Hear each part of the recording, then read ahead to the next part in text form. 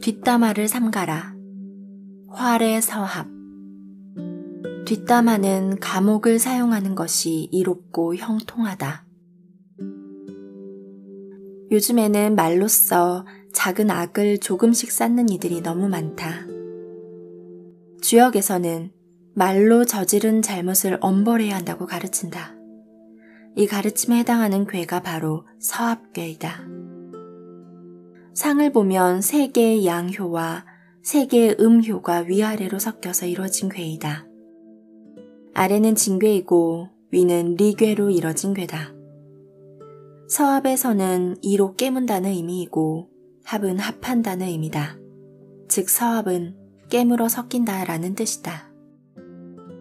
그래서인지 우리는 누군가를 두고 뒷담화하는 행위를 씹는다라고 표현한다. 이 단어의 어감이나 용례를 보면 절대로 아름다운 말은 아니다. 그런데 왜 말하기와 씹는 행위를 같이 보는 걸까? 그 이유는 사람의 입을 보면 알 수 있다. 입은 우리가 음식을 섭취할 수 있는 중요한 통로이다. 그리고 우리는 입으로 말을 함으로써 타인과 소통한다. 여러 사람과의 관계를 구축하고 지식을 전하며 예술을 표현하는 도구가 입인 셈이다. 명리학에서도 식신이 강한 운명은 먹을 복이 있으면서 동시에 언변도 좋다고 본다.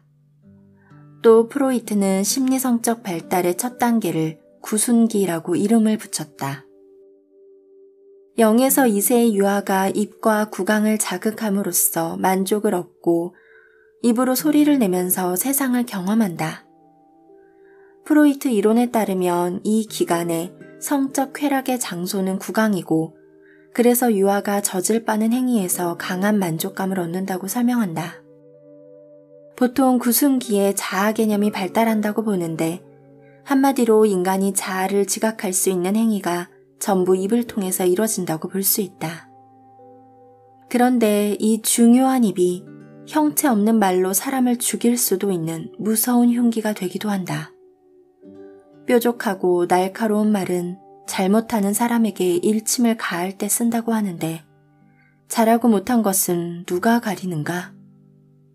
남에게 지적하고 비판하려면 그 판단을 내리는 사람은 언제나 옳고 지성적이고 냉철해야 한다. 하지만 우리 인간이 그렇게 완벽한 존재인가?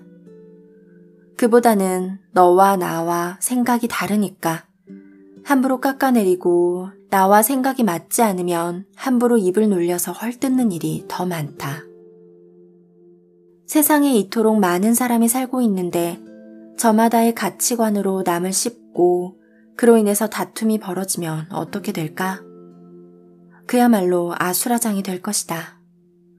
이에 관해서 중국 당나라의 공영달은 서합계에 대해 이렇게 말했다. 입안에 위아래로 나뉘어 섞이지 않는 물질이 있다면 치아로 물고 씹어 그 물질들을 하나로 잘 섞이게 해야 하는 법이니 만일 그렇게 됐다면 형통할 것이다. 이를 씹어서 입안에 물질이 섞이는 현상을 화합에 비유한 말이다. 그러므로 서합계가 반드시 부정적인 의미만 내포하는 건 아니다. 모욕, 헐뜯음, 대립, 마찰이 숨어있는 개념이지만 그러한 갈등을 통해서 서로 소통하면 극적으로 화합에 이를 수도 있다. 그렇게 엄청난 갈등이 발생했을 때 소통을 통해 화합으로 이르는 과정이 바로 정치이다. 서합계는 법에 근거한 군주의 정치 행위를 통해서 이질적인 사람들을 서로 섞는다. 그래서 근대의 주역 해석을 보면 서합계를 공동체 형성과 소통의 장이라는 의미로 확장했다. 사람들이 공동체를 형성하고 소통과 교류하는 장이 바로 서합인 셈이다. 품석정의 유래. 다산이 낙향에서 친지 친구들과 정자에 모여 한가롭게 술잔을 기울이던 중에 있었던 일이다. 술 한잔 들어가며 흔히 그렇듯 사람들은 자리에 없는 누군가를 험담하기 시작했다. 누군가가 이렇게 한탄했다. 그 자는 부끄러운 줄 모르고 권세와 명예를 탐하고 있으니 차마 안타까운 일이 아닐 수 없었소. 그러자 다산이 이렇게 대꾸했다. 사람은 함부로 품평할 수 있는 대상이 아닙니다. 그런 의미에서 벌주 한잔 하시지요. 상대는 다산이 권하는 술을 마셨다. 얼마 지나지 않아서 또 다른 사람이 혀를 끌끌 찼다. 저기 있는 말은 짐도 제대로 치지 못하면서 먹이만 계속 축내는구나. 그 말을 들은 다산은 또 술을 권했다. 미물인 짐승에게도 함부로 품평하면 안 됩니다. 그러자 다산과 함께 있던 사람들이 모두 불만을 토로했다. 그대와 함께하는 자리에서는 입을 물고 혀를 묶어야 하겠군 그려. 다산은 웃으면서 대답했다. 종일토록 품평해도 화를 내지 않는 게 있는데 한번 보시겠습니까? 다산이 정자 주변에 있는 바위를 마음껏 자랑했다. 어떻습니까? 바위에 칭찬했다고 입을 묶어둘 필요가 있겠습니까? 그 말을 들은 한 사람이 다산에게 물었다. 바위는 화를 낼 줄 모르기 때문에 자유롭게 품평할 수 있는가? 아닙니다. 제가 바위에 칭찬만 했지 언제 욕하거나 모욕을 주거나 불손하게 말한 적이 있습니까? 잠시 바위를 보다가 다산이 또다시 말을 이어갔다. 말이 없는 바위라도 참된 품평은 칭찬하는 데 있습니다. 다산은 품평의 목적이 칭찬에 있음을 강조했다. 이 이야기가 전해지면서 다산과 일행이 대화를 나누고 토론하던 정자는 바위마저 칭찬해야 한다는 의미의 품석정이라는 이름으로 불렸다.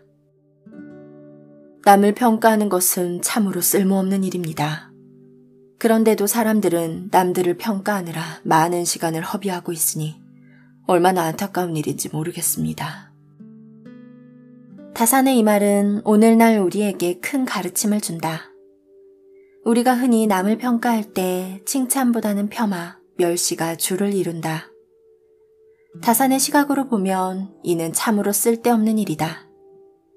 남을 씹느라 시간과 노력을 헛되이 쓰는 사람이라면 꼭 새겨들어야 할 말이다. 내뱉은 말의 화살이 언제 나에게 다시 독이 되어 돌아올지 모른다.